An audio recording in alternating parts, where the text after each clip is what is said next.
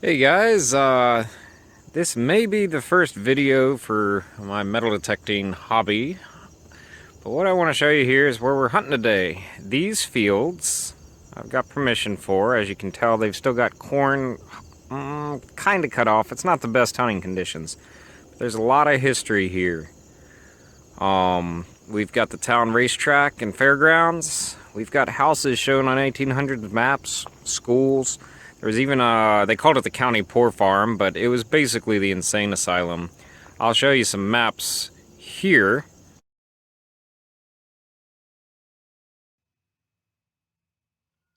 Okay, so here's the 1898 map for the area I have permission in.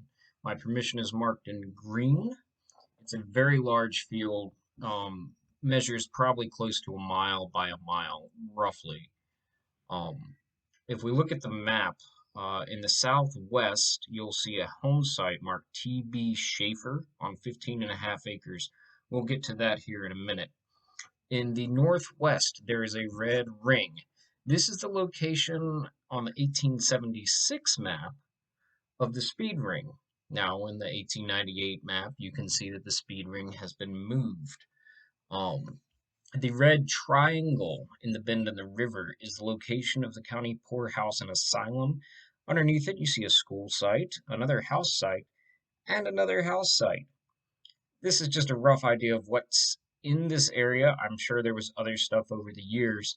First Let's get place to I'm the going to hunt. try today is here at this intersection of these two gravel roads. I've got a 1898 map that shows a house owned by a man named, I think it's J.B. Schaefer. I'm guessing it's going to be on that rise right next to the road.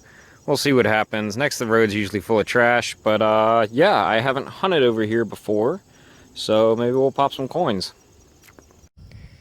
Okay, so this is the first decent signal of the day. Got an old pocket knife. That house I was trying to look for, the Schaefer, I think I found the structure, but it was kind of trashy and I wasn't getting any real high tones. There was some aluminum mixed in. Decided to check out this hill. I haven't hit this too hard before. I found a ring over there at that point last year. I might tighten up on this pocket knife. I guess they had a fairgrounds here, but they moved it. The different maps showed in different places. And this field, as you can tell, is huge. I've done some rough scouting through here before. I found a patch of older coins last spring, but yeah, I've never really been able to lock down the fairground site. So if we can get that, the 1800s fairground, that's potentially untouched, yeah, that's what we're looking for. Maybe this pocket knife's the clue. Back to the hunt. Alright everybody, so I'm out near the old poor farm. That's the poor farm there with the tree and the brush out in the field. This is probably the best signal I've had so far today. Very coiny.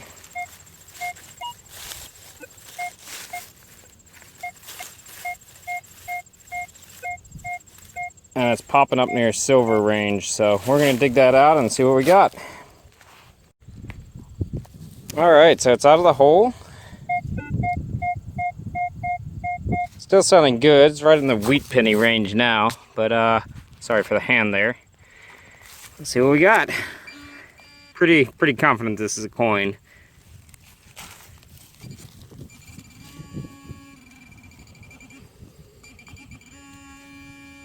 Yep, we got silver.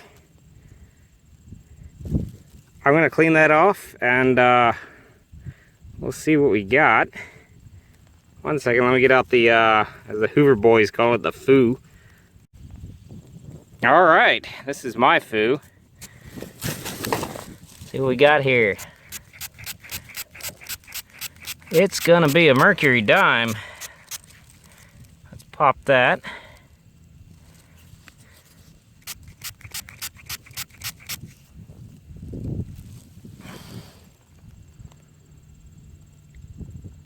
Looks like a 1923. And yeah, let's see if we got a mint mark. I have to hit it again. We'll clean it up and get a shot of it.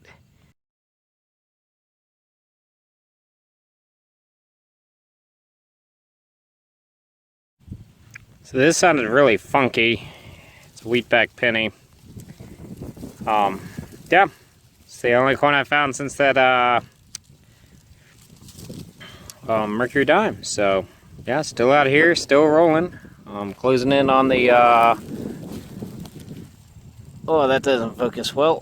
Closing in on the area where the old poorhouse or asylum used to be. Very nice day, a little windy, but breeze feels good. Back to it.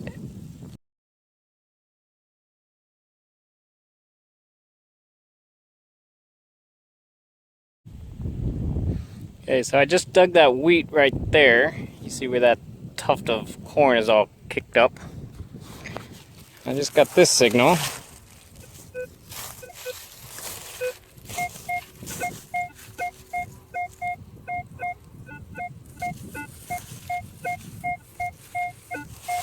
It's bumping up into the silver range. Ground is really funky around here. I don't know what's going on. Well, get it out, see what we got.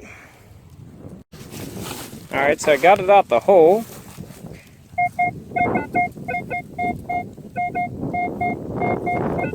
Still giving me a little bit of a silver signal. Let's see what we got here.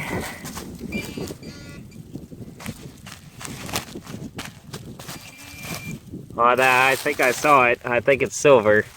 Oh yeah! 1956 Roosevelt dime. I'll clean it up and get some photos up.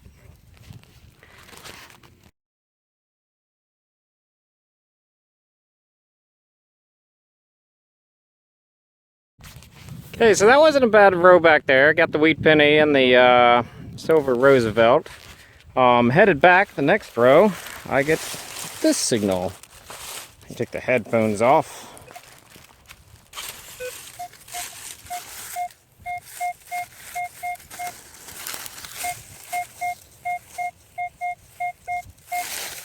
It's wheat penny, maybe dime range. We'll see what we got. Okay, kick back the leaves there. Gonna see if we can do a live dig here on this one. I don't think it's very, very deep. Let's see what we get.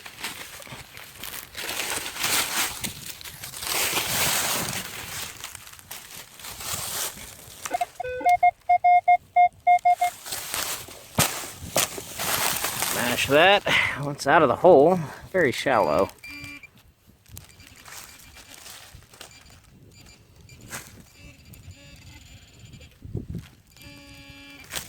It's another silver coin. Get that washed off. Looks like a mercury. Get it rinsed off. Let's see what we got. Alright. So, started rinsing it off, and it's not a mercury. It's, I haven't looked at the front yet, but the back has one dime on it. So, we've either got a barber dime or a seated. Let's hope for seated, but I will definitely take a barber.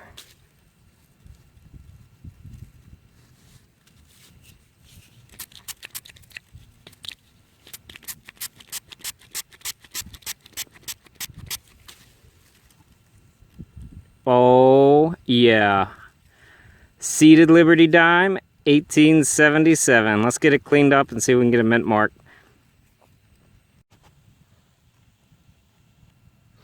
Okay, so it's an 1877 Philadelphia mint, so no mint mark. And if you look around the edge, it looks like somebody's been clipping on it with pliers or something similar. I mean, it's almost pattern. But I will definitely take an 1877 seated Liberty any day of the week. That's the oldest silver to come out of this field. And this has been a good 2 rows. The silver Roosevelt, the wheatback penny, and now this. I keep at it.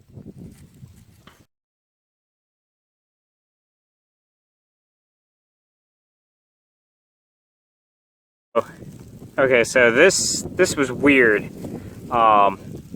This was stuck in the ground pretty much like that. I didn't even have to dig for it. The edge was sticking up. But it's a World War II era nickel, and they had a percentage of silver in them. That's silver number 4 for the day. Pretty stoked about this. We're kind of on a silver roll now. Back to it.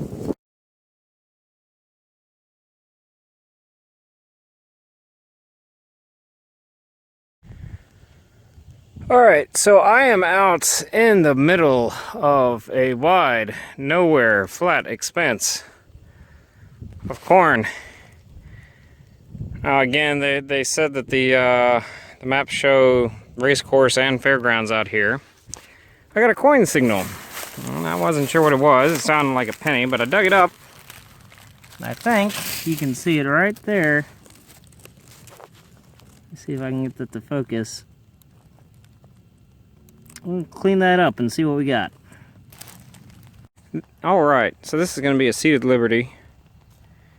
I don't know if you can see it there. 1874. If it'll focus. 1874 is the date. There we go. Get it cleaned up. Alright, so she's in pretty decent shape. We'll clean it up later a little bit better. 1874, no mint mark. Yeah, that is the new oldest silver to come from this field. I think I'll be circling this area. Yep, back to it. So this coin is an 1874 seated Liberty dime with arrows. Now, not all seated Liberty dimes from the mintage, from when they started making them to the end, had arrows. This particular set of arrows was started in 1873 and only went through 1874, so just 2 years. Now, what happened was the United States Mint decided to increase the weight of the dime from 2.48 grams to 2.50 grams, an increase of less than 1% in weight. But since they'd been altering the metallic content of the United States coinage, they did want to mark them in a way that the public would know that the coin they held in their hands or went to spend had a slightly different value than previous year's coins. The arrows were dropped after 2 years. Alright guys, so I wound up circling that seated Liberty dime for a while. Didn't even find a signal, I don't think. If I did, it was a shot bullet, nothing worth mentioning. It was getting near the end of the day, so I decided to call it a wrap and head back to the car. We're going to do a wrap up now. I got 5 silvers for the day. 1956 Denver Mint Roosevelt dime. An extremely cruddy, crusty, eaten up with fertilizer Philadelphia Mint, 1942, 35% silver war nickel. A 1923 Mercury dime, no mint mark. This thing, 1877 dime, you can see around the edges, somebody's been messing with this. I don't know what they were doing, but they were doing something. No mint mark on that either, so Philadelphia Mint. And then right at the end of the day, of course, see if I can get that to focus. There we go, a little bit better. 1874 seated Liberty dime with arrows. Now again, towards the end of the day, I was tired, it was starting to get late, decided to head out. I did go back the following day. This was a Saturday hunt. I went back the next day on Sunday, and 5 silvers, especially with 1800s, is good. Sunday was even better. I'm hoping to have the video up sometime next week, and hope to catch you then. Thanks for watching.